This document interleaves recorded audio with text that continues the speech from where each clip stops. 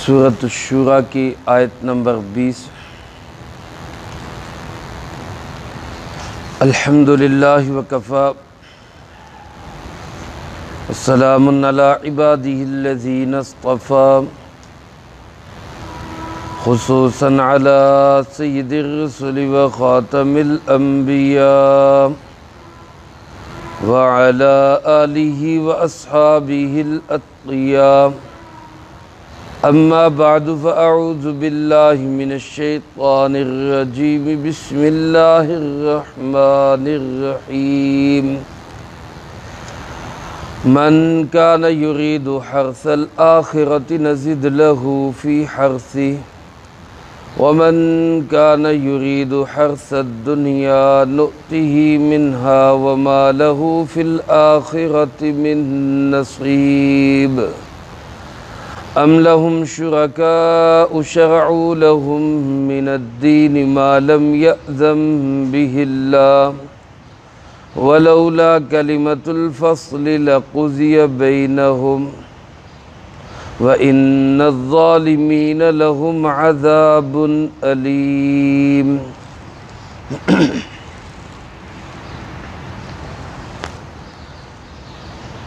من کان یرید حرث الآخرہ،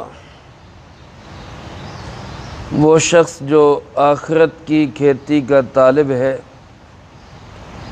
نزد لہ فی حرثہ، ہم اضافہ کریں گے اس کی کھیتی میں۔ ومن کان یرید حرث الدنیا، اور جو شخص دنیا کی کھیتی کا طالب ہے، نؤتہ منہا، ہم اس کو دنیا میں سے کچھ دے دیں گے۔ وما لہ فی الآخرۃ من نصیب، اور آخرت میں اس کے لیے کوئی حصہ نہیں ہوگا۔ ام لہم شرکاء، کیا ان کے کوئی ایسے شرکاء ہیں، شرعوا لہم من الدین، جنہوں نے نیا دین گھڑ دیا ہو ان کے لیے، ما لم یأذن بہ اللہ، وہ جس کی اللہ رب العالمین نے بھی کوئی اجازت نہیں دی۔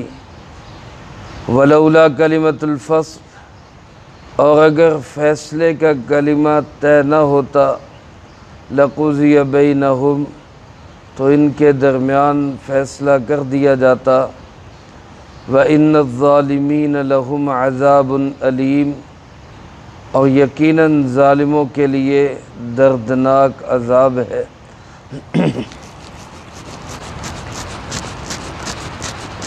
ان آیات مبارکہ میں سے پہلی آیت مبارکہ میں اللہ رب العالمین نے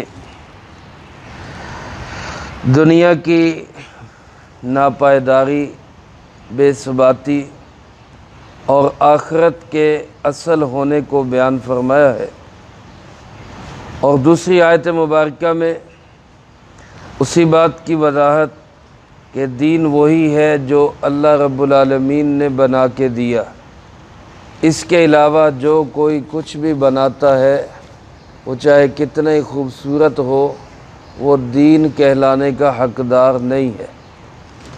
پہلی بات کو ارشاد فرماتے ہوئے اللہ پاک نے دنیا اور آخرت کو ایک کھیت سے مثال دی، جیسے ایک کسان کی پیداوار کا ذریعہ کھیت ہوتا ہے، وہ کھیت سے اپنی پیداوار حاصل کرتا ہے۔ اللہ پاک نے اسی مثال کے ذریعے سمجھایا کہ جو بندہ دنیا کا پھل لینا چاہے گا، دنیا کی پیداوار لینا چاہے گا، اور وہ یہ چاہے گا کہ مجھے دنیا میں میرے کاموں کا صلہ مل جائے، تو اللہ پاک فرماتے ہیں ہم کچھ دنیا اس کو دے دیں گے۔ ظاہر ہے ساری دنیا تو کسی کو مل نہیں سکتی، دنیا کا کچھ حصہ ہی ملے گا، لیکن فرمایا کہ جو اس کے مقابلے میں آخرت کا طالب ہوگا، آخرت کی کھیتی چاہے گا، اس کے ہر عمل کا مقصد یہ ہوگا کہ میری آخرت بن جائے، تو اللہ پاک فرماتے ہیں دنیا تو جو نصیب اور مقدر میں ہے وہ ملے گی، اس کے لیے ہم آخرت میں اپنی طرف سے بہت اضافہ فرمائیں گے۔ میرے محترم دوستو، ایک مسلمان کا کام، ایک آخرت پہ یقین رکھنے والے کا کام، ایک اس شخص کا جس کو یہ یقین ہو کہ اصل زندگی دنیا کی زندگی نہیں بلکہ اصل زندگی کون سی زندگی ہے؟ آخرت کی زندگی۔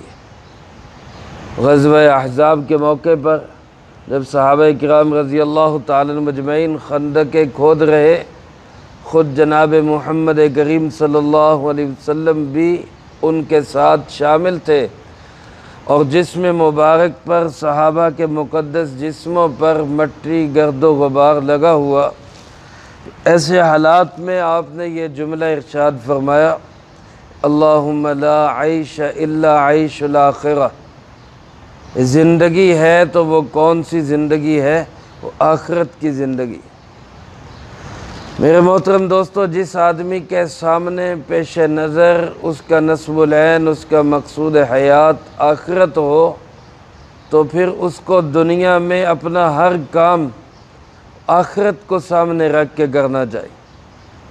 آج ہمارے ایک ایک عمل سے، ہمارے ایک ایک بول سے، ہمارے ایک ایک حرکت سے یا تو آخرت کی لاکھ محدود زندگی، نہ ختم ہونے والی زندگی یا بن رہی ہے یا بگڑ رہی ہے۔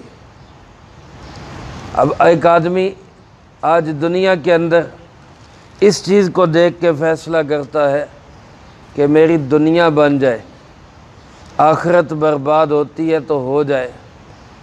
آپ خود اندازہ کریں کہ اس سے بڑا بے وقوف اور احمق انسان کون ہوگا کہ ایک آدمی کو آپ کہیں کہ بھائی یہ کام کر لو تو تمہارا یہ ابھی فائدہ ہوگا، تمہیں ابھی فائدہ ہو جائے گا، لیکن اگلے 5-4 سالوں کے اندر تمہیں اس کا نقصان بھگتنا پڑے گا۔ یہ فائدہ جو ہوگا یہ تھوڑی دیر کے لیے ہوگا، اور جو اس کا نقصان ہوگا وہ بڑا لمبا چوڑا ہوگا، اور اگر تم اس کو چھوڑ دو تو وقتی طور پہ تمہیں فائدہ کوئی نہیں ہوگا، لیکن 2-4 سالوں کے بعد تمہیں اتنا فائدہ ہوگا کہ تمہیں اس کے لیے بہت بڑے فوائد و ثمرات ملیں گے۔ تو ہر عقل مند آدمی کہے گا کہ اب کا فائدہ رہنے دو، مستقبل کا فائدہ دے دو، وہ لمبا چوڑا فائدہ دے دو، اب گزارا کر لوں گا۔ لیکن یہاں فیصلہ کرتے ہوئے میرے محترم دوستو، ہم دنیا کو سامنے رکھتے ہیں، آخرت کو بھول جاتے۔ آج ایک خدا نخواستہ شخص چوری کرتا ہے تو وہ چوری کیوں کرتا ہے؟ کہ میری دنیا بن جائے۔ حالانکہ اگر اس کو یہ بات سمجھ آ جائے کہ اس سے میری دنیا بنے گی تو کب تک کی؟ زیادہ سے زیادہ موت تک کی، زیادہ سے زیادہ موت تک کی، اور موت کے بعد جو اصل زندگی شروع ہونے والی ہے وہ تو ہمیشہ ہمیشہ کی برباد ہو جائے گی۔ تو پھر کون بے وقوف ہوگا جو اس چیز کو سمجھ کر پھر اپنی آخرت برباد کر لے اور اپنی دنیا کو فائدہ اس کا بنا لے؟ اصل میں آج ہمارا یقین کمزور ہو گیا، آخرت کا یقین کمزور ہو گیا۔ نبی کریم صلی اللہ علیہ وسلم نے صحابہ کرام رضی اللہ تعالی مجمعین پہ ایسی محنت فرما دی تھی کہ وہ لوگ اپنے ہر عمل کو آخرت کو سامنے رکھ کے فیصلہ کرتے کہ مجھے اس پہ آخرت میں کیا ملے گا۔ یہی وجہ اگر کسی صحابی نے ذرا سی دنیا کی طرف، دنیا کی چیزوں کی طرف رغبت دکھائی ہے تو آپ صلی اللہ علیہ وسلم نے فوراً اس کا رخ آخرت کی طرف موڑ دی۔ کسی ایک غزوہ میں آپ صلی اللہ علیہ وسلم کی خدمت میں مال غنیمت کے طور پہ کچھ کپڑا پیش کیا گیا۔ کپڑا بڑا نرم اور ملائم تھا۔ صحابہ اکرام رضی اللہ تعالی مجمعین اس کپڑے کو بڑا ہاتھ لگا کے دیکھنے لگے، بڑا نرم کپڑا، بڑا ملائم کپڑا۔ آپ صلی اللہ علیہ وسلم نے جب دیکھا میرے صحابہ، میرے شاگرد، میرے تربیت یافتہ اور جنہوں نے بعد میں آنے والی ساری امت کے لیے امام بننا ہے، ان کا دھیان ایک کپڑے کی طرف جا رہا ہے، تو آپ نے فوراً دنیا سے آخرت کی طرف رخ موڑا اور فرمایا کہ اس کپڑے پہ تم تعجب کر رہے ہو، اس کپڑے پہ تعجب کر رہے ہو؟ جنت میں اللہ نے جو سعد ابن معاذ رضی اللہ تعالیٰ عنہ کو رومال دیے ہیں، وہ رومال بھی اس کپڑے سے کہیں زیادہ اعلیٰ اور بہتر ہے۔ مفہوم عرض کر رہا ہوں، یعنی فوراً دنیا سے رخ کس کی طرف پلٹ دیا؟ آخرت کی طرف۔ یہ کوئی کپڑا نہیں، اس کی کیا حیثیت ہے، یہ تو معمولی ہے۔ وہاں جنت میں جو رومال ملیں گے، حالانکہ عام طور پہ آدمی کا رومال وہ جسم کے کپڑے سے ہلکا ہوتا ہے، لیکن آپ نے فرمایا وہاں کے تو رومال بھی اس کپڑے سے اچھے، یعنی دنیا کو چھوڑو، آخرت کی فکر کرو۔ ایک دفعہ آپ گلی سے گزر رہے، دیکھا ایک صحابی رضی اللہ تعالیٰ مجمعین مکان تعمیر کر رہے، مکان بنا رہے۔ آپ صلی اللہ علیہ وسلم نے پوچھا بھئی کیا ہو رہا ہے؟ کہنے لگے جی یہ مکان کی دیوار ذرا سیٹ کر رہا ہوں، دیوار گر رہی تھی، اس کو بنا رہا ہوں۔ تو فرمایا سرکار دو عالم صلی اللہ علیہ وسلم نے، جس کا مفہوم یوں ہے، فرمایا کہ موت اس دیوار کے گرنے سے بھی زیادہ قریب ہے، یعنی اس کی فکر کرنے کی بجائے موت کی فکر کرو۔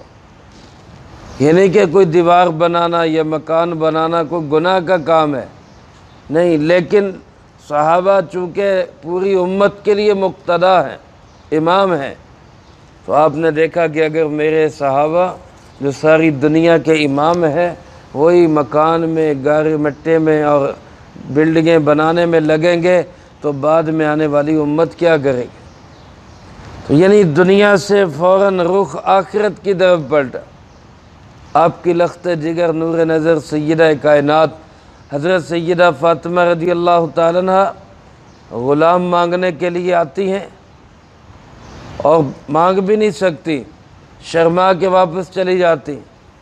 خود آپ ان کے گھر تشریف لاتے، حضرت علی کرم اللہ وجہ بتاتے کہ اس کام کے لیے آئی تھی آپ کے پاس۔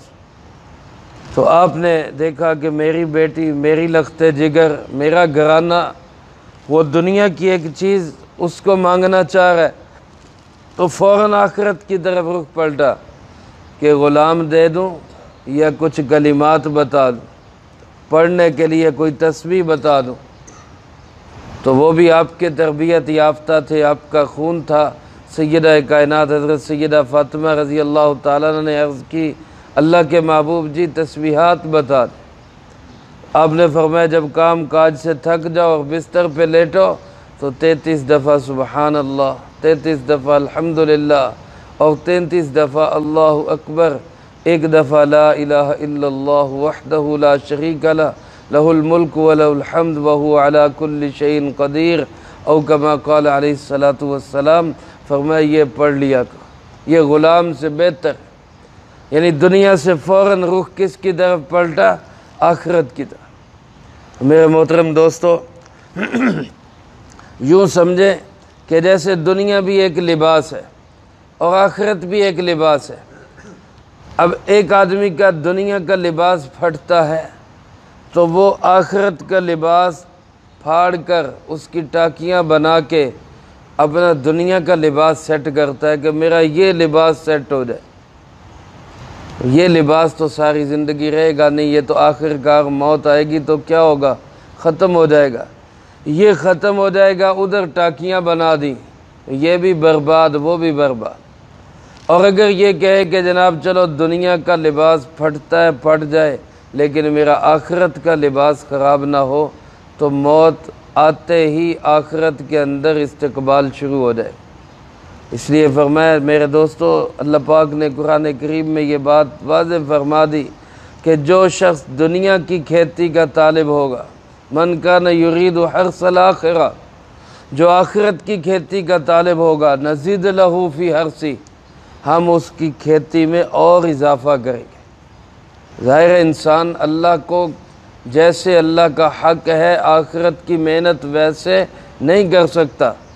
اللہ اپنے فضل و کرم سے آخرت میں بہت زیادہ عطا فرمائیں گے، لیکن ومن کان یرید حرث الدنیا، جو دنیا کی کھیتی کا طالب ہوگا، اللہ فرماتے نؤتیہ منہا، یہ نہیں کہ ہم ساری دنیا دے دیں گے، اس میں سے کچھ دے دیں گے۔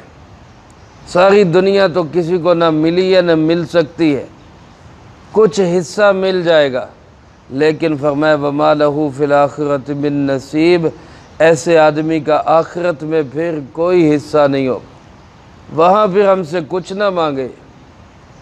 فرمایا یہ لوگ دنیا کو سامنے رکھ کے فیصلے کرتے ہیں، یہاں تک کہ اللہ نے ایک شریعت بنائی، اس کو چھوڑ کر اللہ کے غیر لوگوں کی شریعت پہ چلنا شروع کر دے۔ پچھلی آیات میں ہے نا کہ اللہ نے ایک تمہارا دین بنایا، جو سارے نبیوں کا دین ہے۔ ایک یہ ہے کہ ام لہم شرکاء شرعوا لہم من الدین، ان کے کوئی شرکاء ہے، کوئی دنیا میں انہوں نے اللہ کے مقابلے میں قوتیں بنائی ہوئی ہیں، کوئی دنیا میں انہوں نے اللہ کے مقابلے میں شخصیات بنائی ہوئی ہیں، کوئی روپیہ پیسہ مقابلے میں کھڑا کیا ہوا ہے اور اس سے سمجھتے ہمارے مسئلے حل ہوں گے۔ پھر شرعوا لہم من الدین، انہوں نے اس کو کوئی دین گھڑ کے دے دیا، انہوں نے کوئی دین کی باتیں بنا کے ان کو دے دی۔ علماء نے لکھا ہے اس میں شرکیہ افعال و اعمال بھی داخل ہے اور بدعتیں بھی داخل ہیں، کیونکہ بدعت بھی اللہ کا بنایا ہوا دین نہیں ہے، وہ بھی بندوں کا بنایا ہوا دین ہوتا ہے۔ تو کیا انہوں نے یہ دین گھڑ کے ان کو دے دیا ما لم یأذن بہ اللہ، جس کی اللہ کی طرف سے کوئی اجازت بھی نہیں، کیونکہ دین تو کسی کو بھی بنانے کا اختیار نہیں، دین اور احکامات اور شریعت تو کون بناتا ہے؟ اللہ بناتے۔ حلال و حرام کا کسی کو اختیار نہیں، ایک بندہ کوئی بھی ہو وہ اپنی مرضی سے نہ کسی چیز کو حلال کر سکتا ہے نہ کسی چیز کو حرام کر سکتا ہے۔ حتیٰ کہ پیغمبر اسلام آخری نبی خاتم النبیین جناب محمد کریم صلی اللہ علیہ وسلم نے ایک موقع پر کسی وجہ سے شہد کو متعلق قسم اٹھا لی کہ میں شہد استعمال نہیں کروں گا، میں آئندہ شہد استعمال نہیں کروں گا۔ اللہ پاک نے سورۃ تحریم نازل فرما دی، یا ایھا النبی لم تحرم ما احل اللہ لک، اے پیارے نبی جی صلی اللہ علیہ وسلم، جو چیز میں نے حلال کی ہے آپ کیوں اس کو حرام کر رہے ہیں؟ آپ کو کس نے اختیار دیا؟ یہ آپ کا اختیار نہیں ہے۔ حلال و حرام کرنا کسی چیز کا یہ کس کا اختیار ہے؟ اللہ رب العالمین۔ تو کوئی شریعت نہیں بنا سکتا، کوئی دین نہیں بنا سکتا۔ ما یکون لی ان ابدلہ من تلقاء نفسی، آپ نے فرمایا مجھے اس کی اجازت نہیں ہے کہ میں کسی چیز کو اپنی مرضی سے بدل دوں۔ رسول اللہ صلی اللہ علیہ وسلم تو کسی چیز کو اللہ کے حکم کے بغیر بدل نہیں سکتے، تو کون سی شریعت ان کو گھڑ کے کسی نے دے دی؟ اور اللہ فرماتے ہیں ان کے اس غلط حرکت کی وجہ سے، اس گندے اور گھنونے کام کی وجہ سے کہ دین کا مقابلہ کرتے ہیں، اگر اللہ کی طرف سے فیصلے کا کلمہ نہ ہوتا تو ان کا فیصلہ کر دیا جاتا، یعنی ان کا بیج مکا دیا جاتا۔ اللہ نے چونکہ طے کیا کہ ایک وقت تک ان کو مہلت دینی، اس لیے مہلت مل رہی، ورنہ انہوں نے جو حرکتیں کی ہیں ان کی حرکتیں اس لائق تھیں کہ ان کو مٹا دیا جاتا، ان کو ختم کر دیا جاتا۔ اللہ پاک فرماتے ہیں ایسے ظالم لوگ دنیا میں چاہے ان کو کچھ نہ سزا ملے، بچا بھی جائے، کوئی پکڑ اور گرفت نہ آئے، لیکن حقیقت یہ ہے کہ ان الظالمین لہم عذاب علیم، ایسے ظالموں کے لیے آخرت میں دردناک عذاب ہوگا، سخت سزا ہوگی۔ اس ظالم سے مراد وہ ظالم ہے جو دین کو بدلے، جو شرکیہ افعال و اعمال کرے، دین کو مٹا کے اپنی مرضی اور کھیل تماشے کو وہ دین اور کھیل تماشے کو وہ اسلام قرار دے۔ ایسے ظالم لوگوں کے لیے اللہ پاک فرماتے ہیں آخرت میں دردناک عذاب ہوگا۔ اللہ مجھے آپ کو سب کو اس عذاب سے محفوظ رکھے، اور دین اور شریعت اور اسلام اس کو رسول اللہ صلی اللہ علیہ وسلم سے، صحابہ سے سیکھنے کی توفیق نصیب فرمائے، جو کہا سنا اس کو زندگی میں لا کے دوسروں تک پہنچانے کی توفیق عطا فرمائے۔ اللہم انت السلام و منک السلام، تبارکت ربنا و تعالیت یا ذی الجلال والاکرام۔ اللهم أعنا على ذكرك وشكرك وحسن عبادتك. اللهم احسن عاقبتنا في الأمور كلها وأجرنا من خزي الدنيا وعذاب الآخرة. اللهم باقية كباقية الوليد. اللهم استر عوراتنا وآمن رواتنا. اللهم إنا نجعلك في نحورهم ونعوذ بك من شرورهم. اللهم اكفنا بحلالك عن حرامك